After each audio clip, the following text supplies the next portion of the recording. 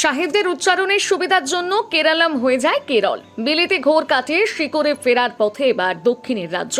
সাহেবের উচ্চারণের কারণে সুবিধার জন্য একসময় কেরালাম এই নামটি পরিবর্তন হয়ে গিয়েছিল কেরল। স্বাধীনতার উত্তর ভারতের সরকারি নথিতে সেই ইংরেজি বানানই জায়গা করে নিয়েছিল।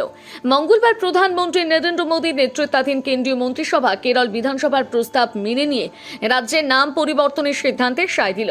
এর ফলে মানচিত্র থেকে কেরল নামটি মুছে গিয়ে এবার স্থায়ীভাবে জায়গা করে নেবে কেরালাম। নামের ব্যুৎপত্তি ও ইতিহাস কি? মালায়ালি ভাষায় কেরা মানে নারকেল এবং আলম বা ইলাম শব্দের অর্থ হলো ভূমি, অর্থাৎ আক্ষরিক অর্থে এই রাজ্য নারকেলের দেশ। কেরল বিশ্ববিদ্যালয়ের ইতিহাসের অধ্যাপক সাজি এর মতে ব্রিটিশরা নামের শেষে ম বা ন উচ্চারণ করতে অসুবিধের মুখে পড়ত, তাই তারা নিজেদের সুবিধা মতন কেরালামকে কেরাল করে দিয়েছিল। ইতিহাসবিদ ডাক্তার কে এন গণেশ মনে করছেন এই পরিবর্তনের মাধ্যমে আসলে ব্রিটিশ ঔপনিবেশিক ছোঁয়া মুছে ফেলে মালায়ালি ভাষাতাত্ত্বিক সাম্রাজ্যকে প্রতিষ্ঠা করা হলো।